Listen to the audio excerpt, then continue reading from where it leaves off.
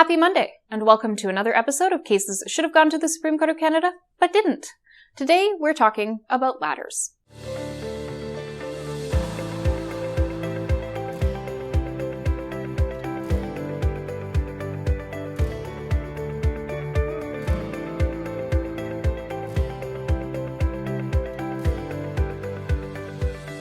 Cases that should have gone to the Supreme Court of Canada, but didn't. Wesley Kasbaum was injured at work when he fell off a ladder. There were safety protocols in place at his work to prevent injury, but unfortunately, he argued a defective ladder was what caused his injury. He filed a claim in negligence against his employer, but due to the amount of time that the litigation took, by the time the case came on for trial, the ladder had been disposed of by the company, and the evidence that may have supported his claim that the ladder was defective was essentially gone. This is known as the doctrine of spoliation.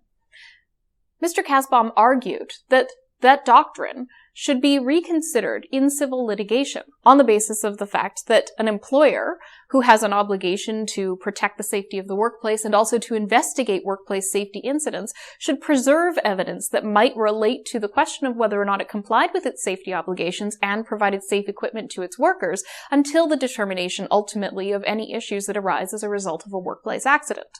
And this case obviously raises very important issues, because in a criminal case, if the police failed to preserve relevant evidence and bring it to trial, that would have significant implications for the reliability of claims, for the charter rights of the individual.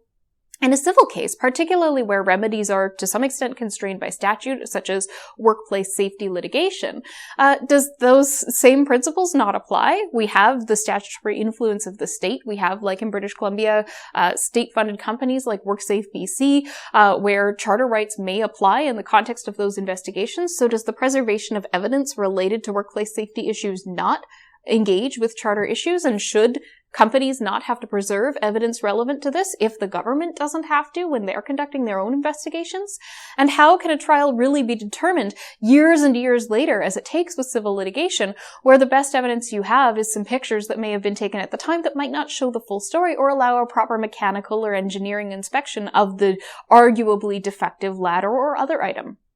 This is a circumstance that the Supreme Court of Canada should have chimed in about, because the civil trial process is supposed to make people whole and determine whether there has been negligence. And if there are procedures in place in the civil trial process that essentially frustrate that purpose, it frustrates the course of justice in our civil system. The Supreme Court of Canada had the opportunity to make this right, had the opportunity to provide clear guidelines for employers in workplace safety investigations, and potentially to make other workplaces more safe in the future.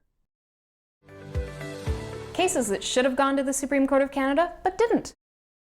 Thank you for tuning in to another episode of Cases that should have gone to the Supreme Court of Canada, but didn't. I'm Kyla Lee at Acumen Law. Thank you to Brazenbull Creative for putting together these videos. Please like, subscribe, and share with your friends.